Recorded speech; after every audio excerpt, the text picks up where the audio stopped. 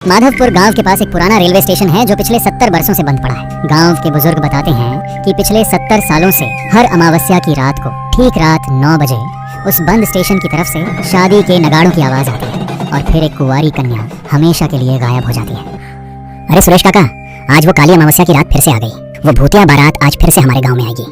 हाँ बेटा, ये अशुभ रात आज फिर से लौट आई है। अब पता नहीं किसकी बेटी या किसकी बहन इस गांव से आज हमेशा के लिए विदा हो जाएगी। आज वही काली अमावस्या की रात फिर से लौट आई थी। गांव भर में एक अजीब सी सनसनी फैली हुई थी। लोग डरे सहमे आपस में बातें कर रहे थे। पूरे गांव में आज एक अलग ही सन्नाटा पसरा हुआ था। चारों ओर भय का वातावरण था जो हर अमावस्या को आमतौर पर गांव में रहता है, लेकिन इस बार गांव के मंदिरों में विशेष पूजा का आयोजन किया गया था। गांव वाले मंदिरों में जाकर भगवान से प्रार्थना कर रहे थे कि इस बार उनके घर की बेटी न बचे। देखते ही देखते शाम ढल गई थी। गांव में चारों ओर अंधेरा छाने लगा था। लगभग शाम के 7 बज रहे थे। तभी हम देखते हैं कि गांव की एक चाय की दुकान पर कुछ लोग बातें कर रहे हैं। सुरेश काका, आज फिर से ठीक रात 9 बजे वो भूतिया बारात हमारे गांव में आने वाली है। मगर मुझे ये समझ नहीं आता कि कब तक ये बारात हमारे गांव से ऐसे ही कुंवारी लड़कियों को ले जाती रहेगी। क्या कोई भी इसे रोक नहीं सकता? मंगल बड़े ही गुस्से के साथ ये बात सुरेश काका से कहता है। बेटा, गांव वालों ने बहुत कोशिशें की थी उस भूतिया बारात को रोकने की, लेकिन क्या हुआ था जब उस भूतिया बारात को रोकने के लिए गांव वाले गए थे?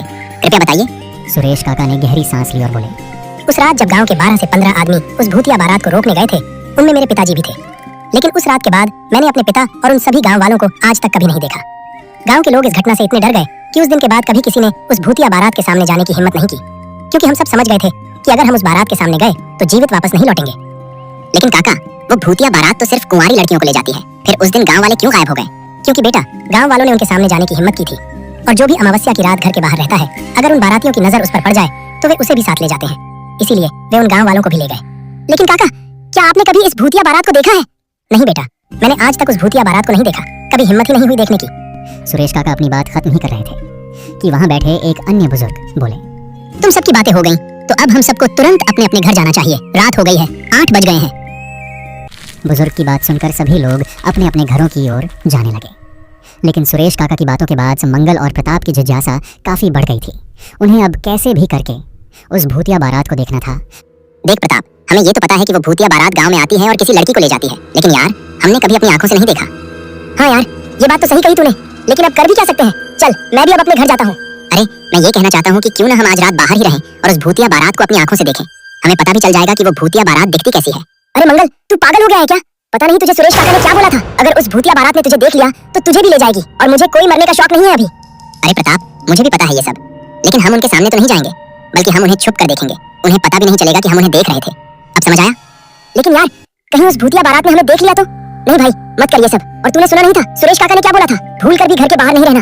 अरे प्रताप, चल ना यार, इतना भी क्या डरना। हम कहीं छिपकर उस बारात को देखेंगे, वो हमें देख ही नहीं पाएगी। तू बस चुपचाप मेरे साथ चल। प्रताप भी मंगल की बातों में आ जाता है और दोनों निकल पड़ते हैं उस भूतिया बारात को देखने। वे दोनों एक पेड़ के पीछे जाकर छिप जाते हैं और उस भूतिया बारात के आने का इंतजार करने लगते हैं। राजू की बहन प्रिया कई सालों बाद गांव आई थी। शहर में रहने के कारण वह अब इन बातों में विश्वास नहीं करती थी। क्या भैया, आप सभी गांव वाले अब भी उस भूतिया बारात के किस्सों को मानते हो? अब मैं बड़ी हो गई हूँ भैया, अब मैं इन भूतिया बातों पर यकीन नहीं करती, और आप भी इस अंधविश्वास से बाहर निकलो।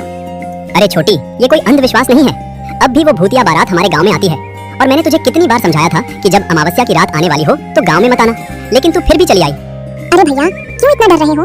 कुछ नहीं होगा आज रात, आप सब आराम से सो जाओ। प्रिया, तुम पढ़ी लिखी हो, ये हमें पता है, लेकिन ये तुम्हारा शहर नहीं है, ये गाँव है, और यहाँ अब भी हर अमावस्या को वो भूतिया बारात जरूर आती है। रात के 9 बजने वाले थे। गांव के सभी लोग अपनी बेटियों को लेकर अपने घरों के दरवाजे बंद करके बैठे थे। 9 बज गए, वो भूतिया बारात कभी भी आ सकती है। हे ऊपर वाले, हमारी बेटी की रक्षा करना। तभी गांव में चारों तरफ एक अजीब सी शांति फैल गई। रात बहुत डरावनी हो गई थी। कुत्तों ने भौंकना बंद कर दिया था। चारों ओर काला धुआं फैल गया था। हवा मानो पूरी तरह थमसी गई थी। तभी बंद पड़े रेलवे स्टेशन की ओर से शादी के नगाड़ों की आवाज आने लगी। राधा, तूने सुना? ये वही शादी के नगाड़ों की आवाज है। वो भूतिया बारात आ गई। हे ऊपर वाले, हम सबकी रक्षा करना। उधर प्रताप और मंगल डरे सहमे उस पेड़ के नीचे खड़े थे। अरे यार, लगता है आज तो मुझे मरवा कर ही मानेगा। भाई चल घर चलें, रहने दे इस भूतिया बारात को देखना, कहीं गलती से उसने हमें देख लिया तो। अरे कुछ नहीं होगा यार, मैं हूं ना तेरे साथ। बस हम उसे देखेंगे और फिर चुपके से घर चले जाएंगे। तू बस चुपचाप यहाँ खड़ा रहे। वे दोनों बातें ही कर रहे थे कि उन्हें शादी के नगाड़ों की आवाज साफ सुनाई देने लगी। पहले ये आवाज धीरे, फिर तेज और फिर बहुत तेज हो गई। अरे मर गए रे मंगल, वो भूतिया बारात की आवाज सुनाई दे रही है। लगता है वो स्टेशन से निकल आई है और गांव की ओर बढ़ रही है। तभी सफेद धुएं के साथ एक भूतिया बारात निकलकर गांव की ओर बढ़ने लगी। उस बारात में किसी का शरीर जला हुआ था तो किसी का मुंह विकृत था। सबकी आंखें खून से भरी हुई थी। कोई नाच रहा था तो कोई नगाड़े बजा रहा था। इस तरह वह बारात धीरे धीरे गांव की ओर बढ़ती जा रही थी। थोड़ी ही देर में वह भूतिया बारात गांव में आ गई। सभी भूतों के चेहरों पर एक भयानक हंसी आई थी। जब प्रताप और मंगल की नजर इस भूतिया बारात पर पड़ी तो वे डर के मारे कांपने लगे। मर गए रे मंगल, वो देख, वो भूतिया बारात गांव में आ गई। अरे बाप रे, हे ऊपर वाले, बस आज की रात बचा लो, फिर इस मंगल के साथ कभी रात में नहीं भटकूंगा। दोनों उस भूतिया बारात को देखकर वहीं जम गए। उनका शरीर भय से कांप रहा था। वह भूतिया बारात जाकर रुकी राजू के घर के सामने। भूतिया दूल्हे ने राजू के घर का दरवाजा तोड़कर अंदर घुस गया। तुम्हारी बहन आज मेरे साथ जाएगी। नहीं, मैं अपनी बहन को तुम्हारे साथ हरगिज नहीं भेजने वाला, चाहे मुझे अपनी जान ही क्यों न देनी पड़े। तुम्हारी बहन आज मेरे साथ जाएगी ही जाएगी। तुम में से कोई भी मुझे नहीं रोक सकता, और अगर रोकने की कोशिश की तो अपनी जान से हाथ धो बैठोगे।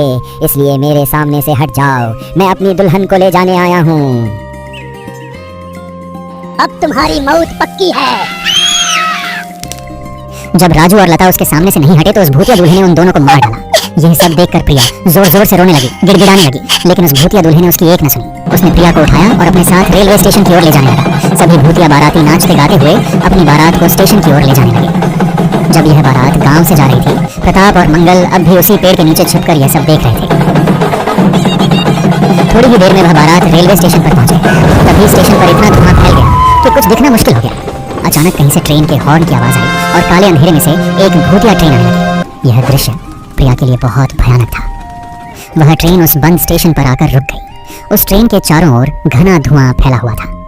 जब धुआं धीरे धीरे कम हुआ तो दिखा कि उस भूतिया ट्रेन में बहुत सारी आत्माएं बैठी हैं जो सब प्रिया को देख रही थी। यह देखकर प्रिया और अधिक डर गई। तभी उस भूतिया दूल्हे ने प्रिया को खींचकर ट्रेन की ओर ले जाना शुरू किया। नहीं, मुझे जाने दो। उसे ट्रेन में बैठाते ही वह ट्रेन तेजी से चलने लगी और थोड़ी ही देर में धुआं बनकर गायब हो गई। अगली सुबह गांव वालों को पता चला कि राजू और उसकी पत्नी मारे गए हैं और प्रिया गायब है। गांव में मातम छा गया। मंगल और प्रताप उस रात की घटना को कभी भूल नहीं पाए। उन्होंने उस दिन के बाद कभी भी रात में घर से बाहर निकलने की हिम्मत नहीं की। आज भी हर अमावस्या की रात को माधवपुर गांव के पास उस बंद रेलवे स्टेशन से शादी के नगाड़ों की आवाज आती है और एक कुंवारी कन्या गायब हो जाती है।